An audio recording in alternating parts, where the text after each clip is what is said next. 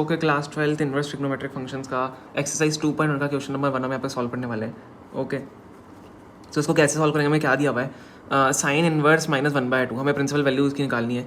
ठीक है, sine inverse 1/2 -1/2 दिया हुआ है। अब देखो माइनस अंदर -1/2 है, सो एक इसकी प्रॉपर्टीज़ होती है या फॉर्मूला बोल सकते हो कि जब भी साइन इनवर्स अंदर माइनस का हमें दिया हुआ है, जैसे -x हमें दिया हुआ है, सो क्या होगा, माइनस साइन इनवर्स हो जाएगा, वो माइनस साइन इनवर्स x हो जाएगा। ठीक है, माइनस का साइन यहाँ पे आ जाता है, सो हमें यहाँ पे आइडेंटिटी दी होती है। तो अब इसको हम कैसे सॉल्व करेंगे, हमें क्या दिया हुआ है, साइन इनवर्स -1/2।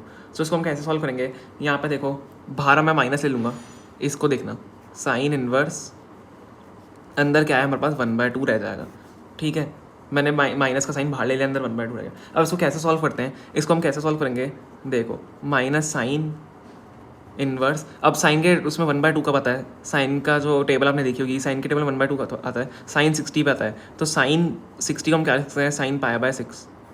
ठीक है, साइन 60 को हम क्या लिख सकते हैं, साइन π/6, सॉरी साइन 30 को, I am wrong, sorry sine 30 पे 1/2 आता है। ठीक है, इसलिए π/6 लिखते हैं। साइन 30 पे 1/2 आता है, आपको पता होगा अगर आप ट्रिग्नोमेट्री टेबल देखिए, तो साइन 30 पे 1/2 आता है, इसलिए साइन π/6 यहाँ पे हो जाता है। तो यहाँ पे हमारा आंसर क्या आता है, ये देखो जब भी ये साइन इनवर्स और अंडर साइन होता है तो इस दोनों कट जाते हैं और क्या बन जाएगा, -π/6।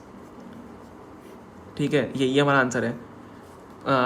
साइन 30 पे 1/2 वैल्यू आती है, इसलिए -π/6 यहाँ पे अंदर बन जाएगा। और आपको ये वाला जो प्रॉपर्टी है वो ध्यान रखनी है।